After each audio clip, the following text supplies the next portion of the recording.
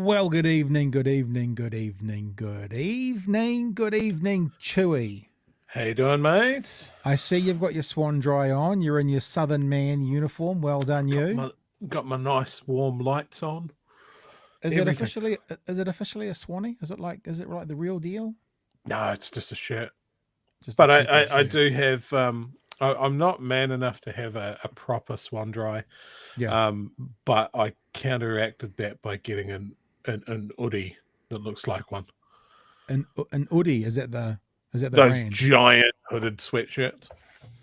Ah, the ones that you're supposed to wear on the couch and tuck your knees up inside it, so you're wearing a never leave the house. Morning, never Simple. leave the house in it. Evening, Simple. Good to see you. Well, welcome on board. Yes, good. Well, I mean, probably 2 years ago, we're just talking this thing about COVID at the moment in the house quite a bit. And I'm just going, like, I had someone come into my studio today. They did a rat before they came in. Yeah. And I'm like, you can choose, do a rat, put a mask on, get on with life. And that's how I'm facing everything right now. Wear a mask, do a rat, get on with life. Yep. That's what I'm pitching. I had a tradie come around today, and he was just like, "Oh, do you care about the mask? It doesn't matter because I've had it." And I was like, "Yeah, it doesn't work like that, mate. Yeah, a mask could be good. Thank you." Yeah. Well, I mean, I'm thinking on Friday night we're going to have Dr. Anna Brooks come and join us again, and we're going to do a whole hour. And what I want to tell people about is if you join us on Friday night, we're going to do. I haven't told Anna this, though. She's watching. It's Friday night now. It's going to be kind of Q&A as well. So I thought that it'd be just a good time to put stuff out there and ask questions and get people interacting with it. So that could be Friday night here, kind of a one-off special. I know people are going to go, "Oh, fuck, we've been talking about COVID for 2 years." But I'm like, every time I bring someone on, a Susie Wiles, a Michael Baker, a Anna Brooks, what happens is inevitably I get questions coming in on the chat, and most of the time we don't have time to cover it off. So I thought... Yep. Anna's going to be officially the co-host, like you are tonight. We're going to be co-hosting it because the last time she came on, she stayed for 50 minutes anyway. So we're like, oh, let's just do it for real. And as a part of that, I want to say to people, what's your questions? And like one of the ones that you just said, and one of the things that seems real is that people are getting reinfected, 5 weeks after their first case. So just because I've had it, if you had it 2 months ago, I'm sorry. If you're within that 4 week cycle, it seems okay. But that period of time, not quite so clear as perhaps we thought we once were. So so that'll be. And the other aspect of it that I got from a customer the other day is it doesn't matter if you've had it. Like the rules are still, if you're inside in a shop, you have to wear a mask. Yeah. There's not a get out of jail free card because you've got COVID. And of course you don't know, being in a business. I don't know if someone says I've had it. Well, who knows? Maybe not. I wanted to share with people one of the things I've got up to today. Actually, this evening, I had a very busy day. I refitted out the whole studio and kind of I've actually removed about half of my equipment because when I started doing a podcast in 2018, I needed all this equipment to be able to do it. And now, with the software we're using right now, it's basically eliminated half of the gear that I need. So there's like $2,500 sitting over in the corner of the room, which I no longer need. So secondhand, trade me, look out for it. And so I did that. And so I didn't have time to run the dog. So you know what I thought? I went, gosh, they do rugby training in the evenings. I wonder if those floodlights are on. So of course I went down to by the stadium. And I ran the dog this evening. Good day to happen, under the lights, baby. Doggo. How cool is that, though? I had my puffer jacket on. It was only about 8 degrees outside, having a good time. And look, running the dog under the lights, and I'm like, this is fucking genius. Because I've been thinking, in the winter months, you need to sort of find space to exercise your dog. If that's we've got a border collie, so she needs a run every now and again. In fact, she's with us. Should I say hello to her? She's with us. There she is, down there, corner of the room, sleeping away. The third host. Yes. But I took it down to the stadium and ran under the lights, and it was fucking awesome. I had so much Yeah. fun. So there might be a new winter evening activity. People of Dunedin, come and join me down at the stadium and run your dogs in the evening. Bring your poo bags. All right.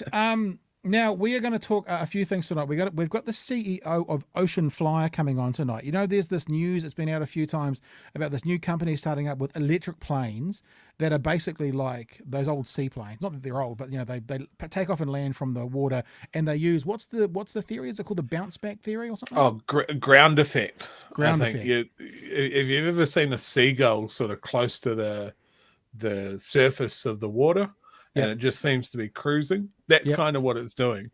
Yep. It's on a cushion of reflected air Yeah. pressure back, and you can use that for planes as well. So the theory's promising. Yeah. I have questions. Well, if you've got questions, the CEO of Ocean Flyer is coming on at about past. We also, I would like to talk about Jordan Peterson a little bit tonight as well, and his latest ridiculous comments. However, also maybe a little bit of the response from it fairly ridiculous from some media outlets as well. But we'll look at that maybe a bit later in the hour, because where we definitely want to start is with a story that I don't know about you, Chewy. I saw the story came out and I went, yeah, I've known this for a couple of years, because it's not a unique story to the world about dis and misinformation coming from a small number of people. But this is a report specifically that looks into what happened around Parliament grounds and what happened with a dozen people providing most of the mis and disinformation. Disinformation researcher Byron C. Clark is going to join us. In fact, I'll bring Byron in now, and then we'll watch the setup to this article, and then we'll have a chat. Byron, good evening to you, mate. How are you? Sure. Hey, good. Thank you. Hey, Good, Byron. good to be with you, Hey. man.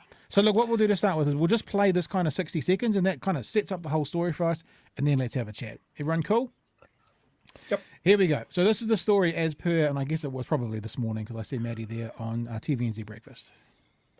100 arrests and clean-up costs swelling to more than $1 million. The Wellington occupation was about vaccine mandates, but some in the protest push conspiracies, extremism and far-right ideology. Many say misinformation is the reason why.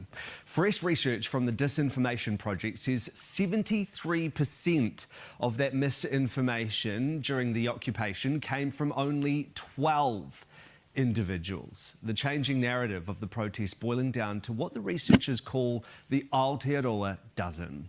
During the protest, the highly utilised, unmoderated, alternative social media site Telegram grew by 100,000 people to more than 350,000 people.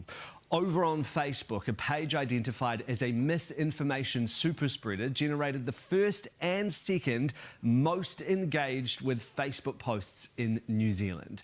And on the 11th of February, videos that involved misinformation were viewed more than any content from mainstream media.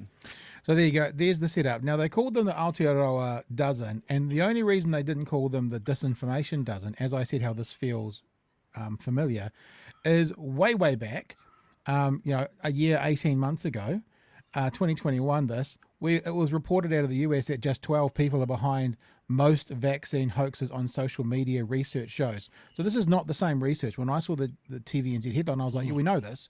We've heard this before, but that's a New Zealand specific amount of research.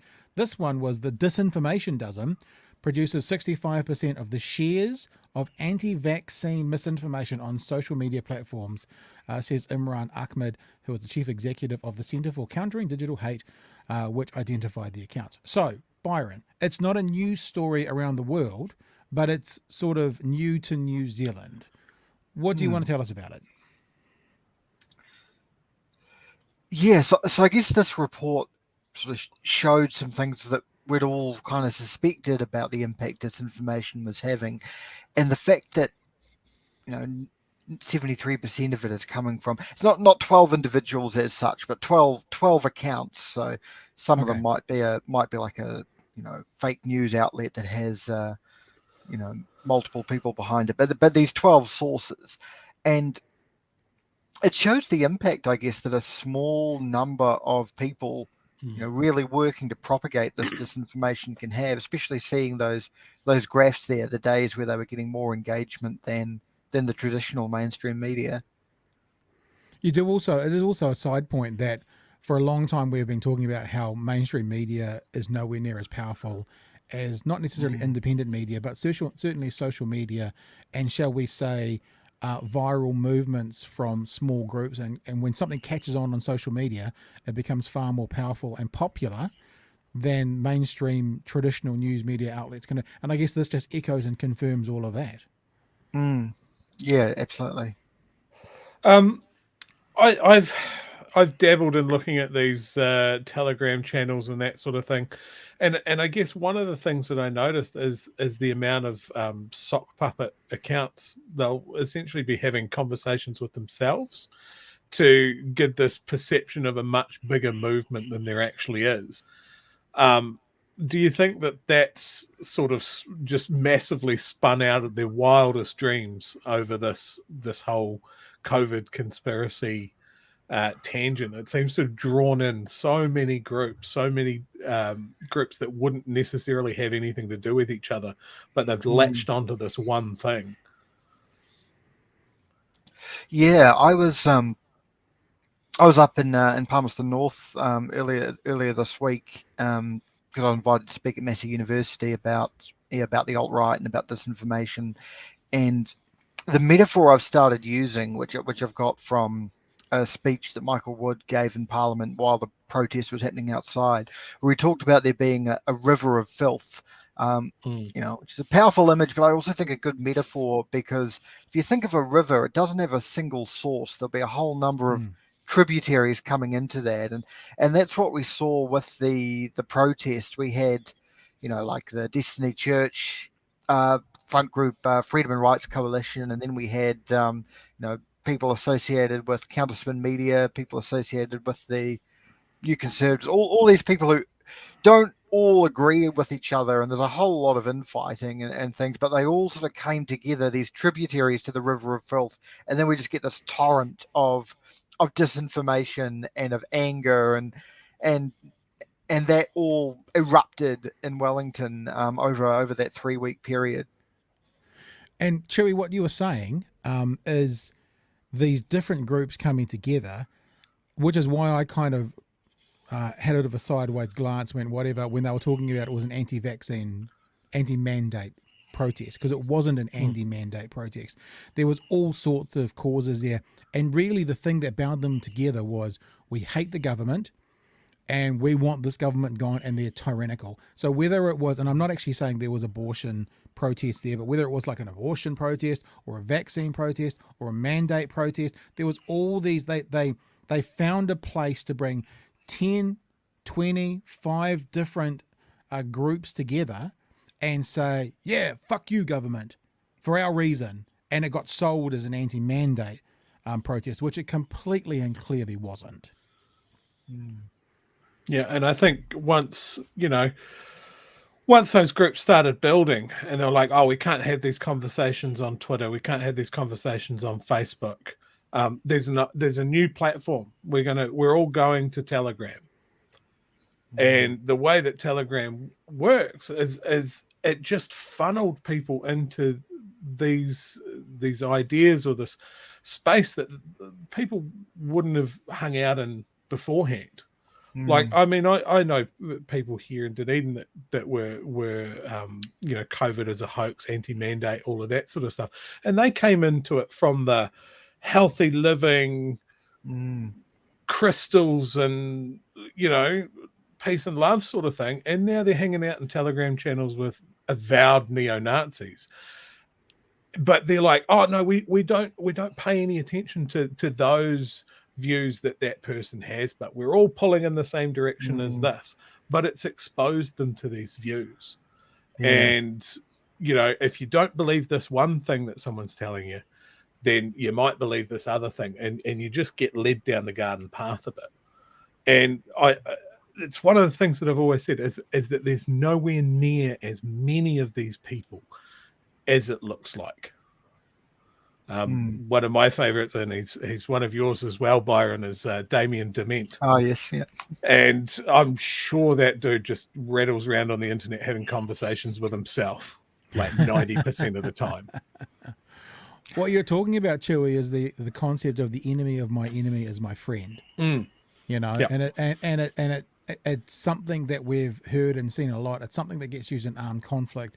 It was something that we got taught a lot about in the early 2000s with America going into, you know, Iraq and that, and then arming people who were traditionally their enemies, but because they had a common enemy, they found some kind of simpatico between them. But what happens when you work with people, the enemy of my enemy is my friend, eventually you get to a point or you get to an issue where you disagree with that person. So these kinds of relationships are never long lasting, because after you go outside the bounds of what you're joined on, you conflict over the other 99 things that you're not joined on. Have we seen that at all in this, Byron? Like, I mean, we have to admit that protest was very, very well attended with groups of people. They had that month after kind of re-protest, which kind of went, Hurr. But what's been you research this? What's been the follow-on from the protest amongst those sorts of Telegram, Facebook groups, those sorts of groups? Yeah, well, I think we saw some infighting among the different groups pretty early on. Like even on that first day of the protest, the groups like the Freedom and Rights Coalition were a bit more moderate and a bit more willing to, you know, go and move their cars that they'd blocked the road with, and then there were more radical individuals like Calvin Alb of Counterspin, you know, pushing for them, you know, not to cooperate with police and be more extreme, and you know, he at one point, you know, called on the military to stage a coup, which is kind of a ridiculous fantasy, but it sort of gives you an idea that there's more radical extreme sort of, and then there are the more moderate groups, and then more moderate too than say Freedom and Rights Coalition, you know, a group like Voices for Freedom, who, you know, have some worrying politics and a worrying worldview, but you know, not really in the same category as Counterspin. I think after the protest, they've loosely held that coalition together. Counterspin at the moment, they've managed to get their hands on a bus and found somebody willing to print it up with all the Counterspin logo and slogans and things, and they're driving around the country holding all these public meetings. You know, so pretty soon the disinformation mobile will be pulling up in your town. But I'm noticing at these meetings, they're getting people to speak in each location, and they got Sue Gray in one of them, who's leading the Outdoors and Freedom Party, they're calling themselves now, because they've got to put the word freedom in there, so they've just changed that with the Electoral Commission. But then they've got Matt King, who's founded his new party he's speaking at another one. They had one meeting where they got Brad Flutie and Vinnie Eastwood to reconcile their differences, because they're two who have clashed before. So they're working at kind of keeping that coalition around and keeping people close together. But I think it could pretty easily fall apart. The other thing that I've observed since the protest, I mean, you'll see if you have a look at that report, and it was in the video at the start, just the enormous growth in followers of these groups on Telegram in particular. There's 100,000. The report also notes 88,000 new Instagram followers to some of the disinformation accounts on there. I think the people pushing this disinformation would have been euphoric at that time, just getting all this new audience. But that's plateaued now, and I think it'll probably continue to plateau, and hopefully some people will even drift away from it as they get pulled out of the rabbit hole by friends in Varnau who are saying, "Hey, come on, get out of this. What have you gotten yourself into?" Well, the other thing about, I mean, like, I don't think anyone can question that there was an element of anti-vaccine within that conversation, even if they were anti-mandate as well. I mean, with research and information coming out even today, 10% of people who have gotten COVID in the first wave are likely to suffer from long COVID. There's going to get to and that's a terrible, horrible, tragic number, but there will get to a point where even I don't know what you call them, the dis and misinformation people, the deniers, the whatever, are going to have someone in their life or know someone in their life that's having a serious impact from this ongoing global health issue. And I wonder if it's not even necessarily the people in the groups, it's not necessarily the counterspin medias, but it's the one they're speaking to. They're speaking to the person, the uncle on Facebook, who is agreeing with them writing, but then his wife 6 months later is still suffering from long COVID, then that will change his perspective. And of course, all of us are going, for fuck's sake, all you needed to be was on board at the start of this. And then perhaps, we don't know because it's a virus that can get anybody, but perhaps you would have had more of a chance for your wife, person X, not to be now suffering still 6 months after the fact. So I find it, people kind of tease and mock some of the anti-vaxxers. I'm desperately sad for them because I'm like, I don't want to see anyone go through this. I don't want to see anyone get long COVID. I want to see, I know that the death thing is not quite off the table, but it's hardly there at the moment. But the long COVID thing, 200,000 New Zealanders, they're talking about the next pandemic. It's not a pandemic because it's not an influx of illness, but the next major global, pandemic / health issue is probably going to be long COVID from people who have caught COVID in the current pandemic. And that could go on for years if COVID ever goes away. I think it's quite difficult because some of these people are so jammed up in this echo chamber now, and it's really hard for the people on the sidelines. Like I've certainly had people in my life that I've watched disappear into this hole, and it's really hard to try and chip through this because for everything that you say to them, they've got all of their other internet friends all saying, well, of course he's saying that, here's all this proof. And it sounds very real. It sounds very much like there's a scientific study. It definitely sounds like there's some people with doctor in front of their name that are backing you up. And, all you can be is gentle. And I struggle with that gentle part. There's only so much you can be having these conversations before you go, you know what, fuck it, you're on your own. I can't do this. And that sadness of getting to that point with someone is real tough at times. Before we let you wrap up, Byron, because we're going to move on in a second, I'll just say the thing is, Chewy, is there are people with doctors in front of their names who are sharing mis and disinformation. But what people need to remember is if you can identify 2 or 3 or 5 or 10 or 20 or even 100 doctors, let's say in the US, who are on the page where you are as an anti-vaxxer, are you aware there's 1 million doctors in the US? So if 100 are actually vocalizing and confirming your views, what about the other 999,900 doctors that don't? We can always find even a doctor, even a GP, even someone who's involved who will confirm your cognitive bias. But what I would say is go and listen to the other 99.99% and see what they say about it. Byron, why don't you wrap up for us if you've got anything else? Yeah, I'll put a link to the report in the chat. I've been reading through it, and it's it's 29 pages, so it's quite lengthy. But there are there's a lot in there that I think is quite valuable, and I'd encourage people go and have a read of that, and it'll really give you some insight into what's happening in this space. And look, just before you head off as well, we'll share where people can come and find you and have a look at it. But there is actually one more thing from the article of TVNZ. This is part of the TVNZ then went on to have a conversation with one of the people from the research. And this was a point that I thought we could mention as well. The Disinformation Project says people used COVID-19 disinformation like a Trojan horse, which is what we were talking about earlier with many arguments. Initially discussing disinformation, but quietly pushing their own ideas that go larger than the pandemic. COVID-19 was never the only end goal of those sharing and producing disinformation over the past 2 years. They have strong ideas on what New Zealand should look like. The original intent of the protest to audiences was the replacement of the replication of the convoy, and to protest vaccination and the idea of mandates and loss of jobs. While that narrative started the convoy, it did change during the occupation. So by the end, the narrative was around resistance to the state, government, and mainstream media with violent and misogynist language. Yep. So that's what the research has found. And I guess, Byron, I said to wrap up before, but if you want to add anything, this is sort of something you do. You've been researching the far right. You've been looking at these issues. Would you echo those? Is that what you've seen? Can you give us anything around that you've seen out there? Yeah.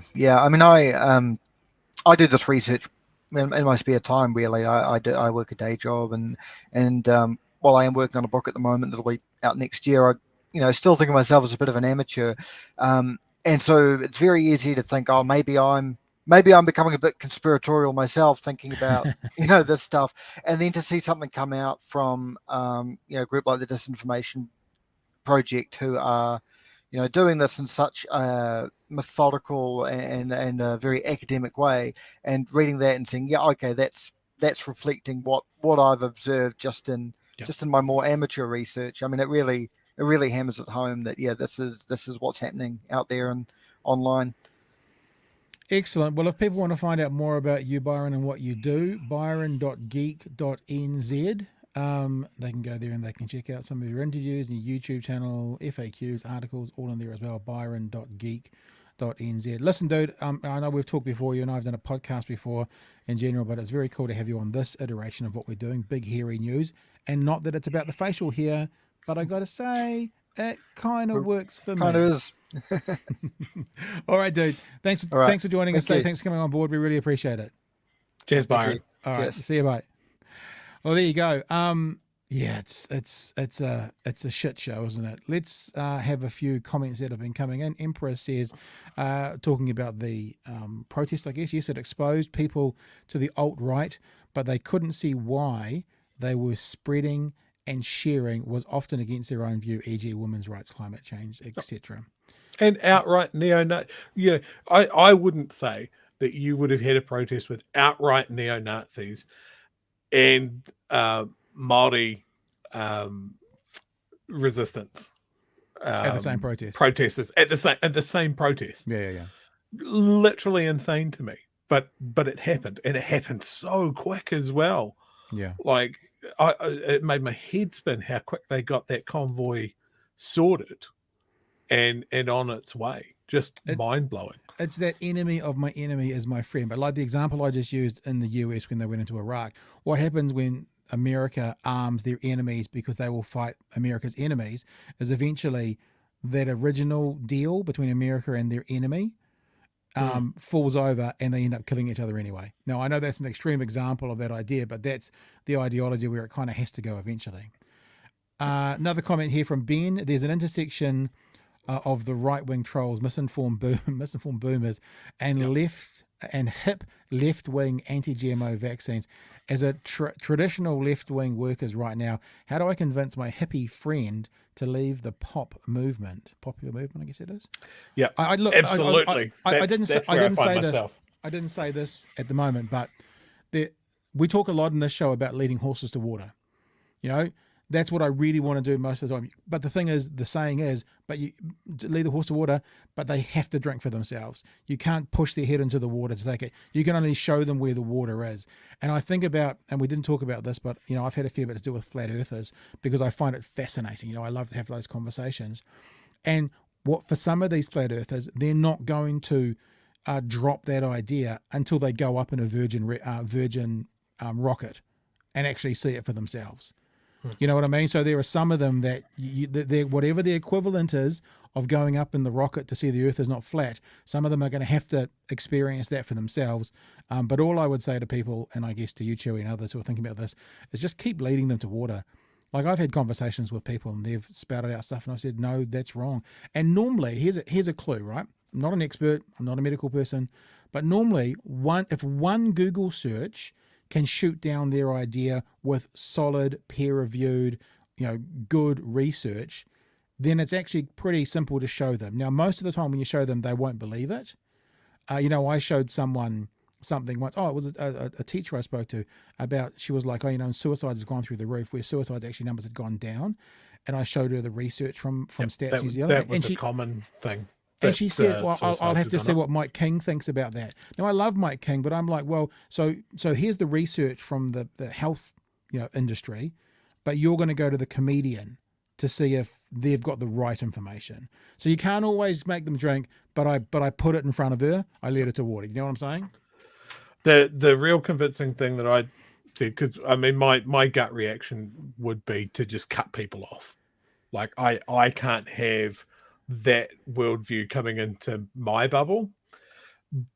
But the reverse is also true. If you're their only friend that's still left, piercing their bubble with actual real info, the value on that could be enormous. Yeah. And look, that's how people get radicalized. And I'm not suggesting that this will be radicalized like to the extremes that we see around the world. But when people only are surrounded by, their own echo chamber, that's how they get radicalized.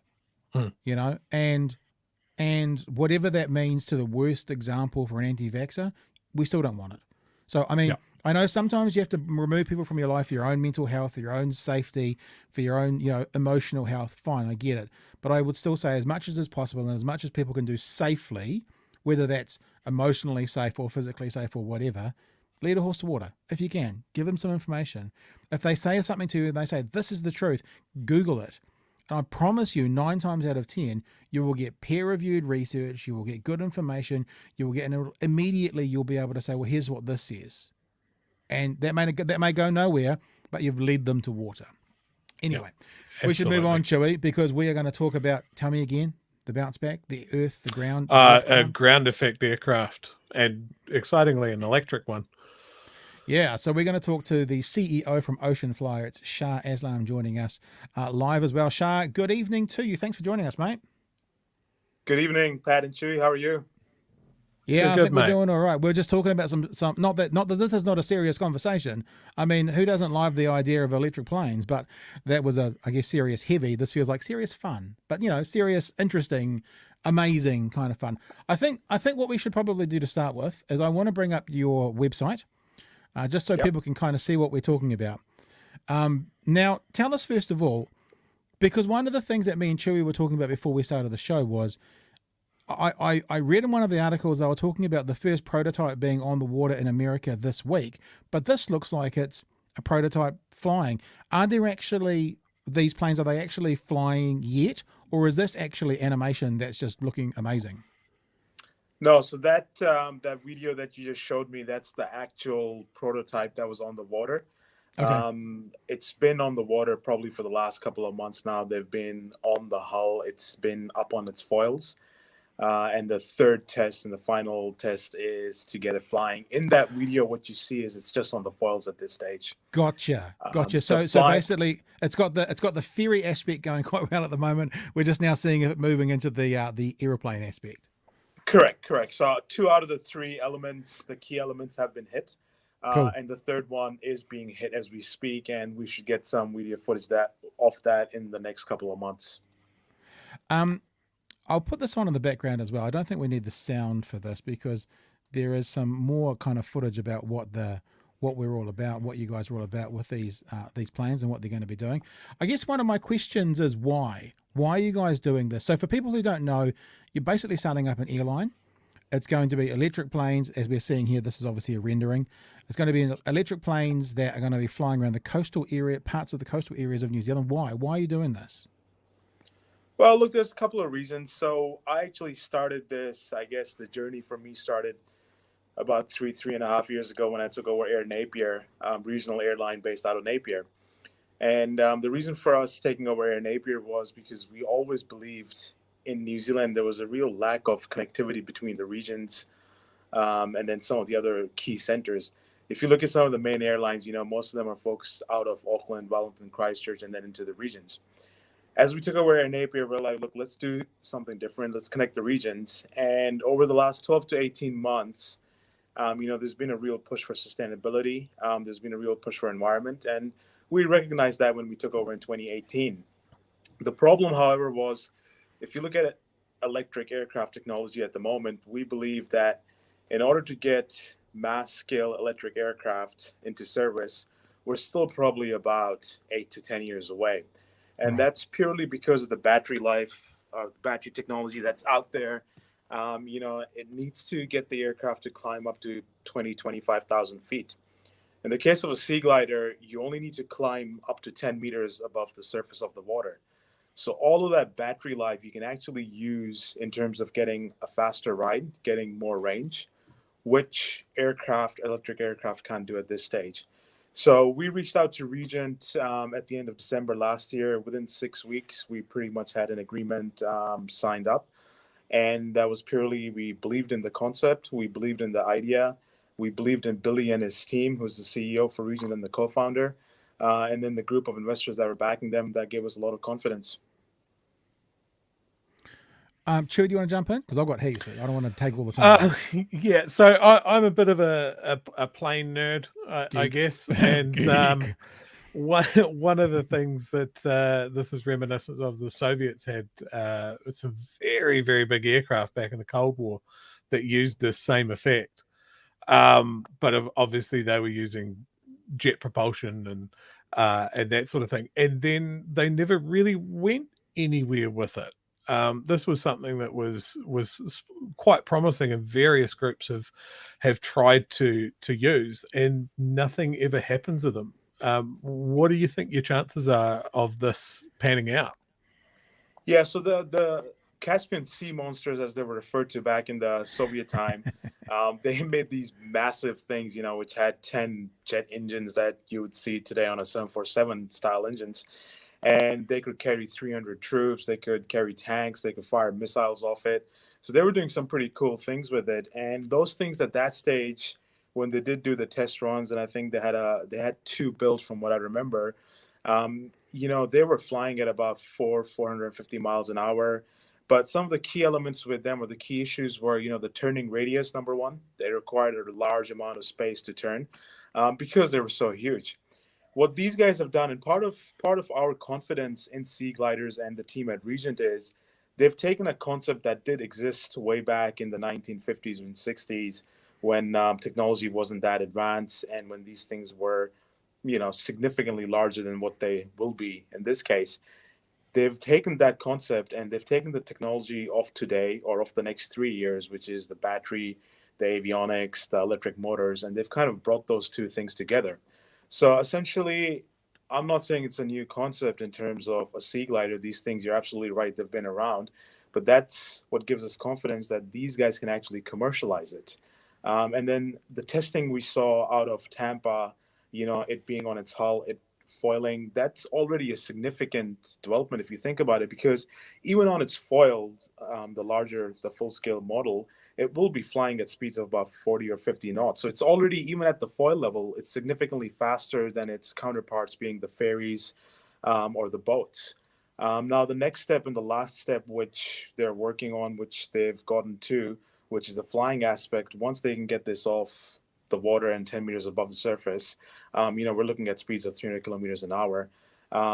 With the avionics they have in there, which they didn't have in the 1960s and the 70s, the autopilot, which will allow for a smoother flight, better collision avoidance systems, better gauge of the weather 5-10 miles ahead. All of that technology significantly helps bring this to life. I was there thinking about this, and obviously I'll just bring up the screen again. I'm not going to play the video, but the animation that News Hub put out showed Wellington to Christchurch. I think it showed Wellington to Blenheim. It showed Auckland City to Waiheke Island.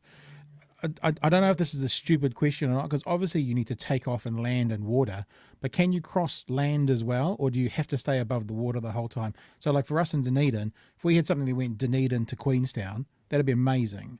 But that obviously has to go across land. Dunedin to Christchurch, great. It can be across all the water the whole way. But what about like Lake Taupo to Auckland, Dunedin to Queenstown? Can it go, because it doesn't fly as high, can it go across land as well?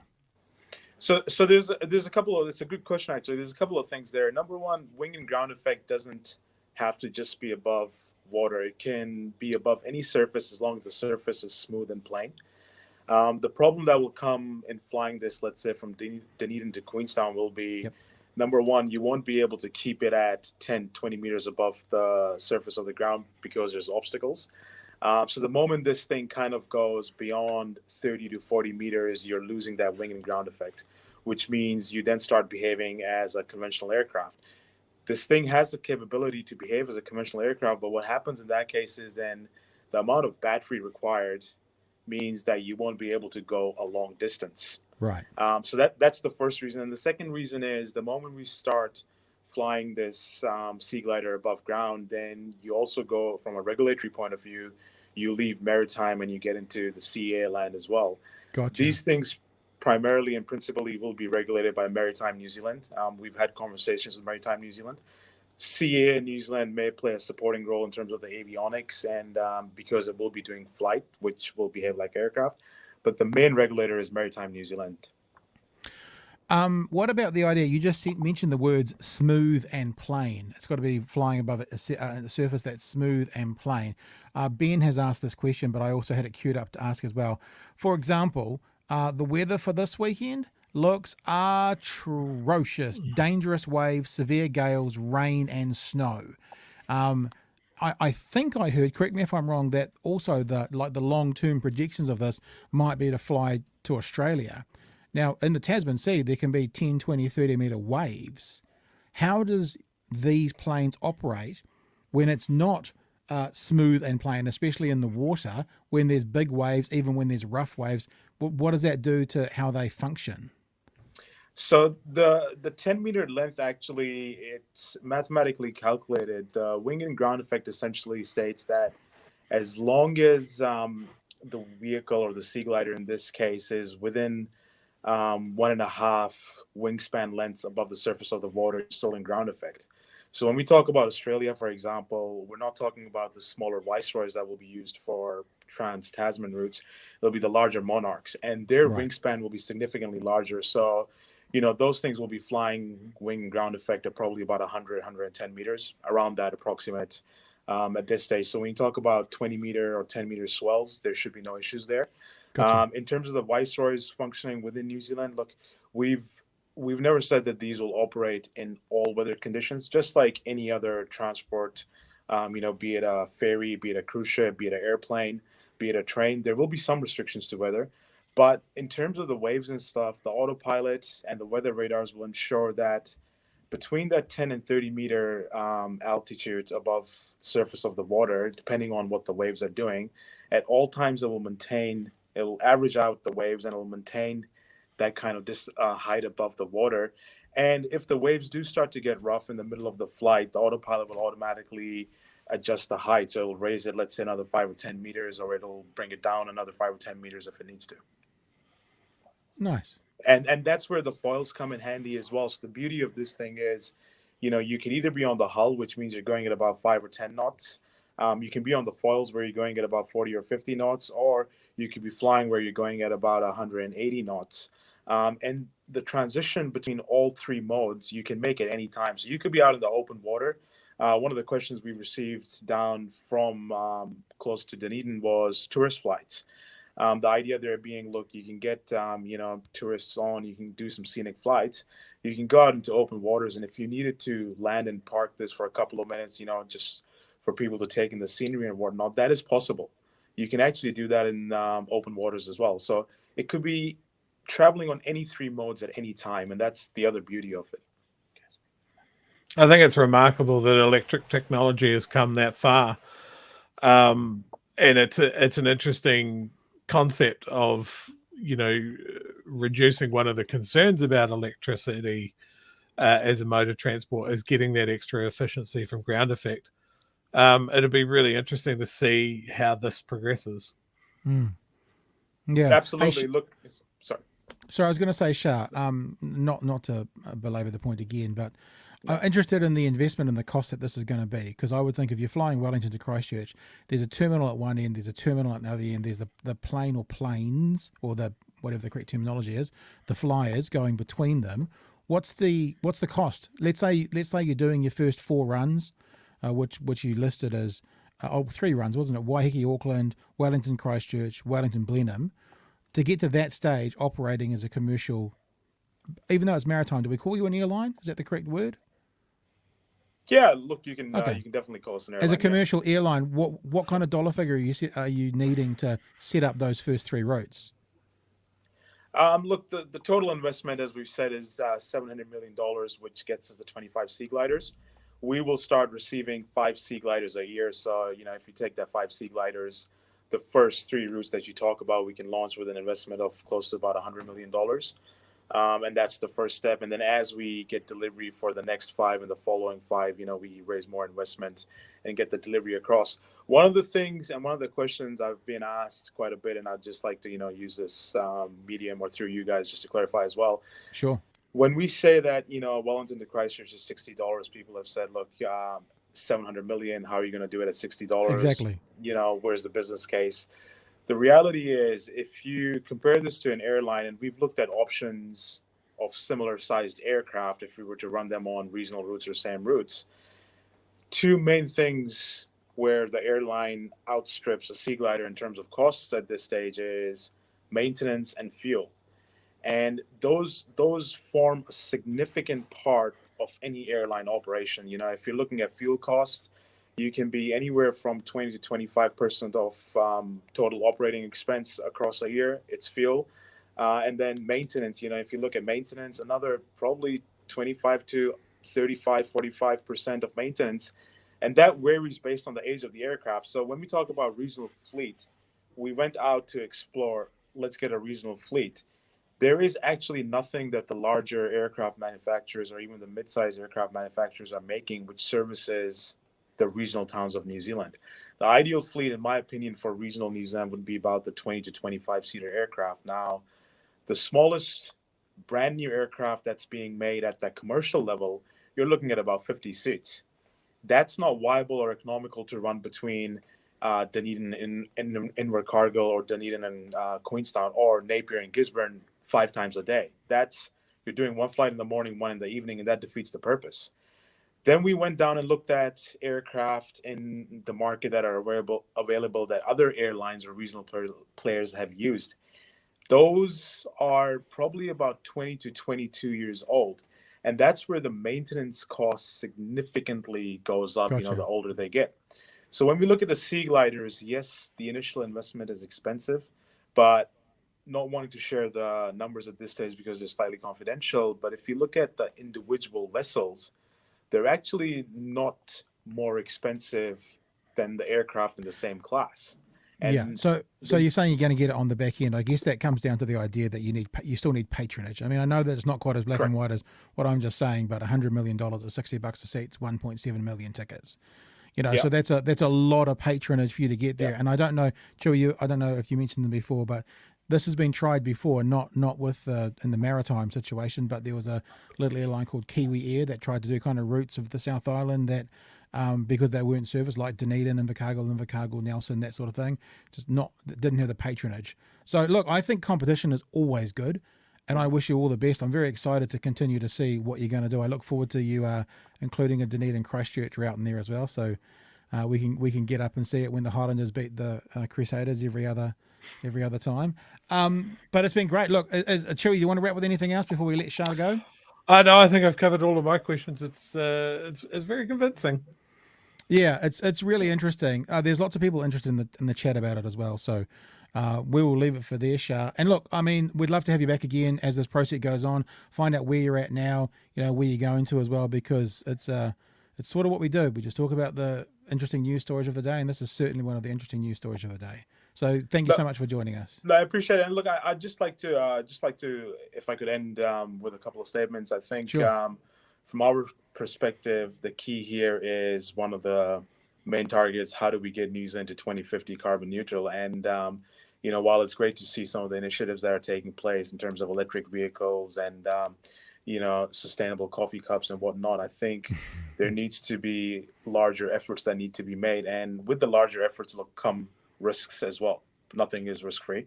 I've personally committed to this. I've taken a risk, but I believe it's a calculated risk.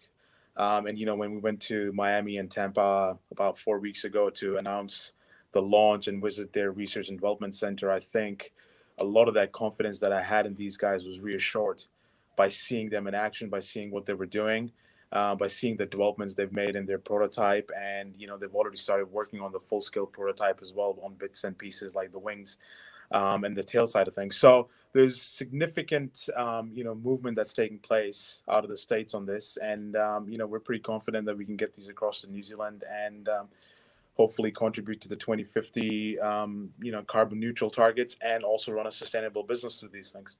Yeah, out of interest. Yeah. That's all right. So Out of interest, what's your daily driver, Shah? What's your daily vehicle? what's my daily vehicle at the moment? Yeah, Mostly, I'm a bit on a health kick at the moment, so mostly cycling. nice. But on the longer, but on the longer routes, it's a mixture of a Toyota, which is a conventional vehicle, so it's not electric at this stage. I'll be honest with you. Yeah, And when I do get the opportunity, it is an electric vehicle. excellent. And your electric vehicle of choice is what? What did you get? What have you got? Well, I would have preferred to, gone in the Tesla, but delivery timelines are 9 to 12 months out. So anywhere from, I think the last one I used was Leaf, the Nissan. the Nissan Leaf. Yeah, so that was the last one I used. That was not bad. That was pretty nice. And I've also had the pleasure of driving a couple of the Hyundai ones. They were pretty nice as well. Cool. Hey, Shah, thanks so much for joining us. People can see the Ocean Flyer website going there in the background. It's been a great pleasure. And whenever it happens and whenever we continue to move forward with what you're trying to do, I look forward to talking to you again and finding out what's next. Absolutely. Look, thank you very much for your time. Have a pleasant evening. No, it was fun. Thanks, dude. Appreciate Yes, your time. Wow, there you go. Could be a good fit for such a coastal country as we have. I do worry about the weather. Yeah, I mean, look, like I said, it's just going to be about patronage, isn't it?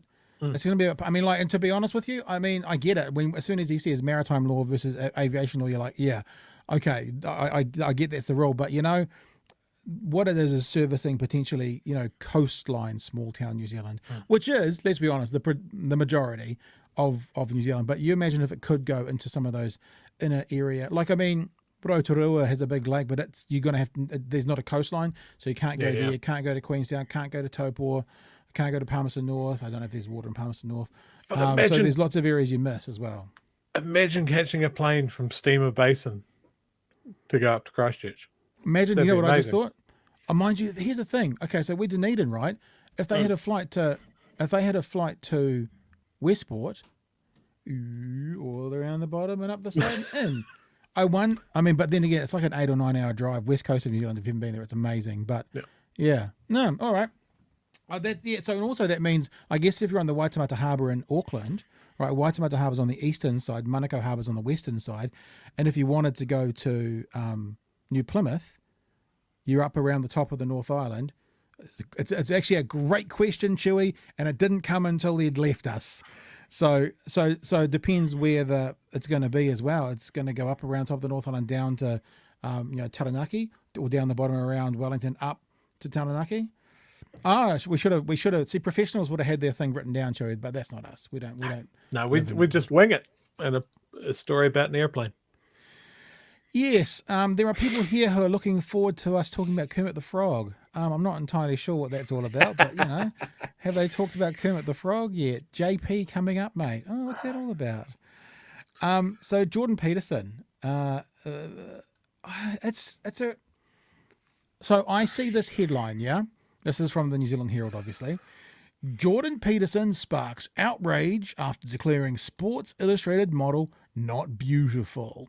So the word declaring is a fascinating thing. Like, I dub thee not attractive. That's God, I hate that headline so much. It's There's so more shit. headlines. Yeah. It's so shit. Yeah. He didn't. He did say something completely Gumby, but yeah, it's not like he stood on the mountain and goes, "I, Jordan Peterson, have reached a decision," and that decision is no. Yes, it's not. It's like Jordan Peterson says, "I am the king, and I declare what is true. And what is true is this person is unattractive." So, what Jordan Peterson has done that sparked so much "quote unquote" outrage around the world is he tweeted a pretty repugnant opinion, pretty gross, pretty unnecessary, pretty mean, pretty nasty. What is authoritarian tolerance? Yeah. So Yumi New was on the cover of Sports Illustrated. There she is. Jordan Peterson tweets out, "Sorry, not beautiful, and no amount of authoritarian tolerance is going to change that." Yeah, there's a lot. There's a lot to unpack there, but one of the things to unpack is that's the tweet that, okay, this is only one headline, but many headlines are claiming has sparked outrage. He shared an opinion And I think we will all admit it's okay to find some people attractive and some people not. I think if you're a normal human being, you don't go, "Bah, you're ugly." End of conversation. You know, it's just not something normal people do. But Pat, how can I get the attention that I need by just tweeting out, not for me? It's not the same. It doesn't have the same cultural impact. So there's It's two not going to things. sell my books. How can he get the attention, and therefore has the media fallen into his trap and given him the attention? Are we falling into his trap right now by talking about it? Probably, yes. So I had a bit of a Google around before we came on the show as well, and I see there's a fairly recent, it says 9 hours actually, fairly recent News Hub story. Next one, Jordan Peterson quits Twitter after sparking outrage with tweet calling Sports Illustrated model Yumina not beautiful. So of course there's the headline to go, oh my goodness, he's given up his Twitter account. No, of course he hasn't. He hasn't quit Twitter. He's decided to take a break from Twitter because this is all too strenuous for him. The man who rallies against snowflakes has rage left Twitter for a period of time. Well, he sort of rage left Twitter for a period of time because after he's told people, rage away, he's telling other people they're raging away, rage away, panderers, and tell me you believe that such images are not conscious and cynical manipulation by the oh-so-virtuous politically correct. This is what was reported on News Hub. The mean-spirited tweet continued to be met with a torrent of criticism. The swift backlash eventually prompted the 59-year-old who was staunchly anti-snowflake to announce he will be taking a break from Twitter. Quite snowflakey. For the foreseeable future. Hours later, he complained, it's a little bit snowflakey. Endless floods of vicious insults is exclusive to the platform. Lamenting the social network's giant incentive structure makes it intrinsically and dangerously insane. Now, Jordan Peterson also then had to tell his staff to change his password because he could not control himself. And I'll give you an example. Here is Jordan Peterson's Twitter feed. As you can see, he has not quit because there is Jordan Peterson's Twitter account. So there's no quitting going on. But have a look at this, right? I'll say stop when I get to the end of the day's tweets. If we start, this is the latest one, right? I'll say stop. You watching? Mm-hmm. You can make yourself a cup of tea. It's all the same day. We'll still go. Dude needs to go clean his room. Don't interrupt my scrolling, mate. I'm scrolling here. This is important shit. Jeez Louise. And stand up straight. Still going. Oh, there we go. So there. Oh no, sorry. He retweeted something from the day before. No, we're still going. I'm wrong. We're still going. This is all in that day. Now, if your child was doing this on Twitter, you would probably take their phone away as well. Still going. Still the same day. Still going. Still going. Still going. This is still May 17. Still going. Still going. I counted it up. I know that sounds incredibly sad of me. He sent 42 tweets on May 17 that he authored. There's about another 10 to 15 to 20 tweets that he just retweeted. So I would agree with his staff to change his password because there is some serious shizzle going on in this man. Like I said, if you're a normal human being, you don't go, ugly, in my opinion. If you're a normal human being, you don't send 60 to 70 tweets in a 18-hour period either. It's just, there's a couple of things. The first is the ridiculous nature of Jordan Peterson and what he had to say. Ludicrous. But there's also the ridiculous nature of the response to him in the media. Like, because what they're basically saying is this opinion that he shared, as disgusting as it was, disgusting as an unnecessary and mean, means the end of civilization and everything else. It's like, it's basically old man yells at clouds. That's basically what it is. And it's been inflated by everyone. I guess you can accuse us of that as well, to being so much more than it actually is. There you go, Chewie. I've finished ranting for a bit. It's just the culture war shit. I'm just so sick of it. It's like Jordan Peterson, I've got a workmate who really rates him. And it drives me crazy because he's an otherwise sane person. And it's just, he's a guy that's saying you've got to stand up for yourself and basically a self-help book, really, wasn't it? that he wrote first. Well, Tidy your room and get your shit together. One of the funniest responses I ever heard from it was, I can't remember who it was, and I apologize, I can't give credit to you, saying Jordan Peterson got fame and fortune by telling young men to do what their mothers have been telling them to do for a millennia. Yeah, but fuck. But linked it back to the whole of Western society relies on you tidying your room. But this is also a man that got so fucking wound up. What did he do? He ran off to Russia, ended up in a coma, addicted to pills. Like, why does anyone listen to this guy? Yeah, as a psychologist, he's not exactly a good example of mental health, is he? And I mean, I'm not saying that in a deriding way. Everyone has their mental health issues, and more sympathy to you. But when you put yourself out in front of the world as a person of value with opinions, and you have those issues, one should at least question if this is the right person to be taking advice from. That's what I'm saying. Yeah, I would agree with that. One of my favorite clips with him is what's that comedian's name? I should remember him because he's one of my favorites. The Aussie guy did an interview with him about not serving black people in a bakery. That's right, and just basically took him apart. But I mean, to his credit, he did go, well, yeah, okay, maybe I was wrong on that. I just wish he would do that more. He then talked about that on the Joe Rogan podcast, and kind of said, I hadn't really thought about it before, and if he was to ask me again today, these would be my responses. So, but I guess, I was talking to someone today about the Māori Health Authority and how Acton and National want to get rid of it, and if you don't contextualize things for people, then sometimes they can't get it, even Jordan Peterson. And I said to them, well, forget that it's the Māori Health Authority. And I didn't say this to them, but I thought about it afterwards. But I said, imagine if everyone on a certain Pacific island was suffering from radiation poisoning because of some event that had happened. Therefore, Island X was getting a special fund and a special department to help them with their health issues. Would that be okay? Yes, of course it would be okay. Okay, now let's say that Māori in general are really failing in our health system. Do Māori need special attention or a special department, for want of a better word, to help them deal with their issues? No, that's not okay. That's not okay. And it comes back to that conversation I had with David Seymour a while ago, where I said to him, the reason people think you're racist is not because you are talking about racial discrimination. It's because you're only talking about racial discrimination. And you talk about no other kind of discrimination, because under the law, we get discriminated on all sorts of ways. You can't have that car park because you're not in a wheelchair.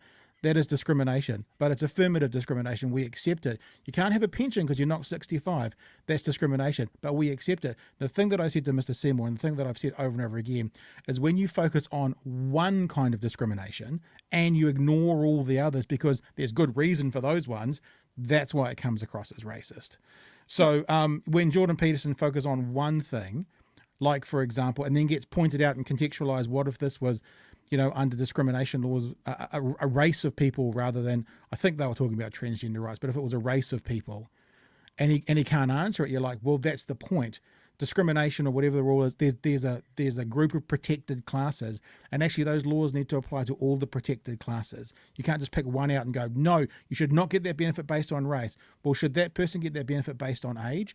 Should that one get that benefit based on their religion? Should that one get their benefit based on, their disability? You can't just look at one, and if you do just look at one, you become someone who seems to be overly interested in that one to a point of being against that one area. Is that fair? Yeah. And I mean, I'll admit this. I judge Jordan Peterson mainly on the quality of the people that seem to hold him up as a champion, and it doesn't reflect well on him. I like this. I like this tweet from Simple. Do you feel douchey after going through JP's Twitter feed? I did. Look, to be honest, I didn't. When I say to go through, I literally just went and counted the dates. I didn't actually read any of them. You want to talk about feeling dirty? Yeah. Yes, please. Go looking for what he does find beautiful and how many times it's his daughter in a bikini. Okay, don't want to go there. It's unsettling. Hey, it's been a fun chat tonight. Thanks, Joey. Yeah. It's been a good time. Thank you for being involved, people. Thank you for all the comments. There are lots of comments we haven't got to. There are people who are kind of supporting the idea that what Jordan Peterson is saying is that he finds it unattractive and doesn't give a shit what the woke say.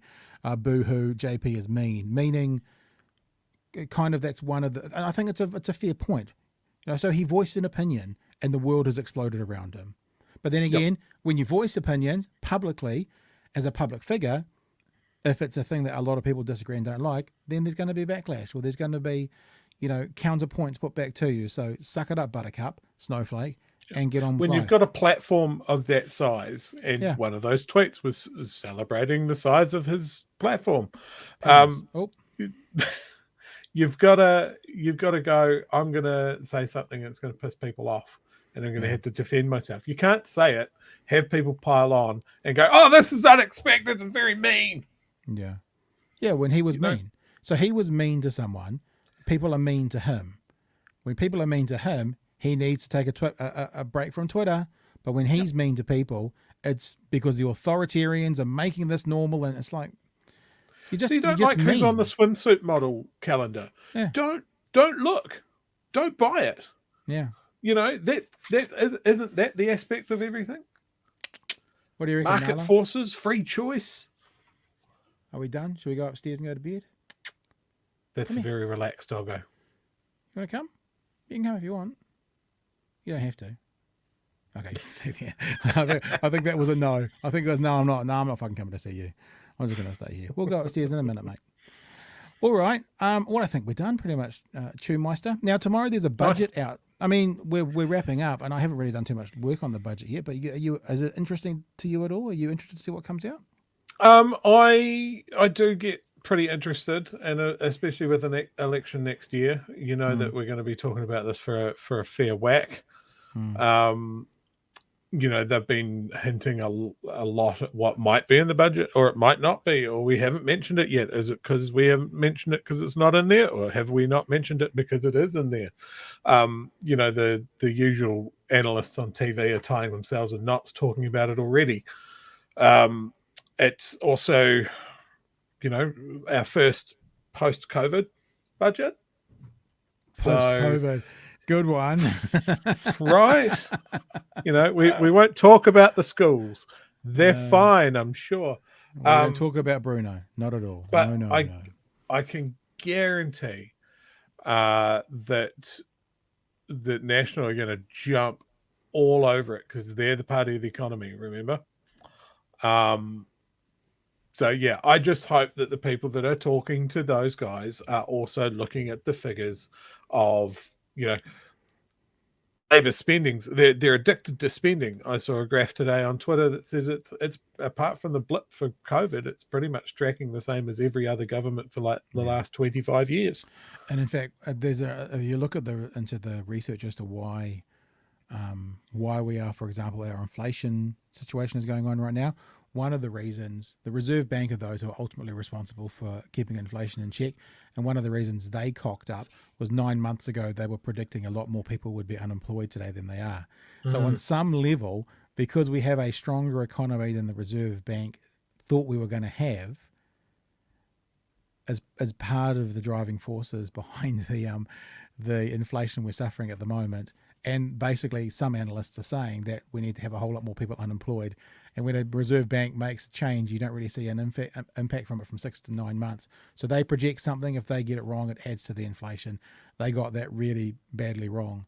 And it's one of, and really, so what we're saying is, I mean, some people might not want me to say that. Oh, sorry, I was just going to read that. Got so much more than TV3 and TV1 News. Some people will rally at me saying the government did well with unemployment, but let's just say that unemployment is lower than was going to be expected, however you want to square that circle. And that's one of the reasons. Ironically, inflation would be lower if we had more people unemployed, but then we'd have more people unemployed. So, how do you win that conversation? I saw a headline just before, actually, that England has hit 9% inflation for the first time in 40 years. Wow. So, we'll get all of this chat about how the government is doing a terrible job and New Zealand is behind the 8 ball for everyone and we're doing everything wrong.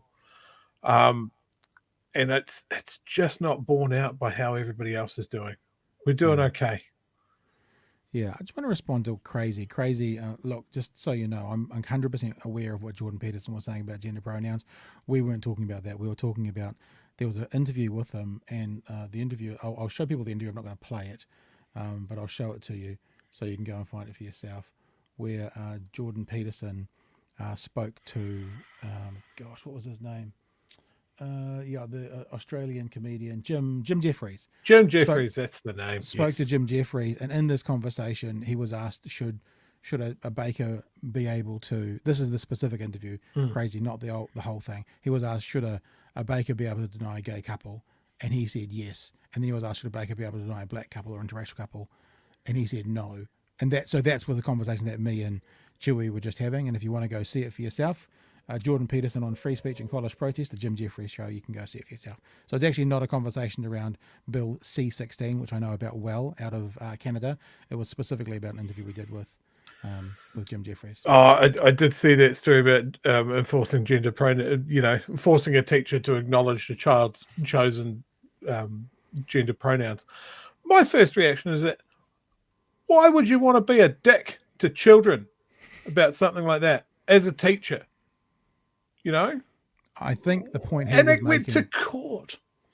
I think the point he was making was forced speech, and I get that concept of forced speech. Like, I used to talk about it when that was a big thing in the news, that if the New Zealand government said from now on it would be illegal to call this space New Zealand, you must call it Aotearoa, we're changing the law.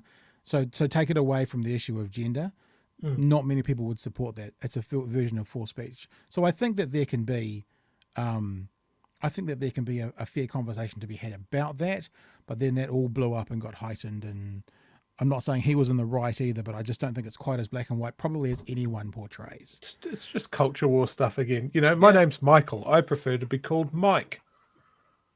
Well, I don't want to call you Mike. Well, I prefer I never call you Mike. I call you Chewy every time. I don't think I've ever called you Mike. I don't know. Have I ever called you Mike? Ever? No. I don't think I have. I'm still getting used to I'm in a more professional workplace going by my actual real human name. Yeah.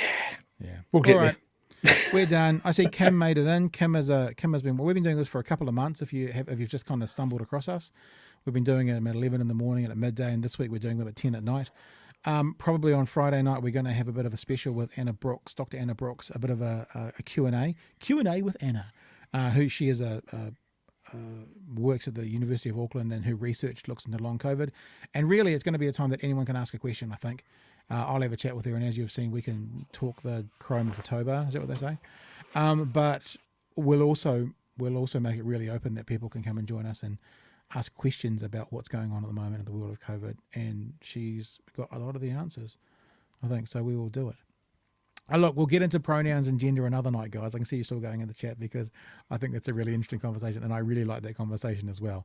But that's not for tonight because it must be 11:15. Yeah, it's coming up 11:15. Yeah. Look. Let me just say this: when the dogs left, when she's gone like, oh fuck it, it's time for me to go upstairs to bed. She's not even out there in the lounge. No, when she's gone, yeah. When she's sick gone, of our shit. We're gone. All right, team. Tomorrow night from 10 p.m. Chewy, that was an awesome show. Really appreciate it. No worries. And I appreciate all the people who have come on. Appreciate all the comments that have been going. And I will see you, I'm not sure who with, potentially Jeremy Elwood tomorrow night. That hasn't been confirmed yet, though, at 10 o'clock for another episode of Big Hairy News. See you, team. All the best.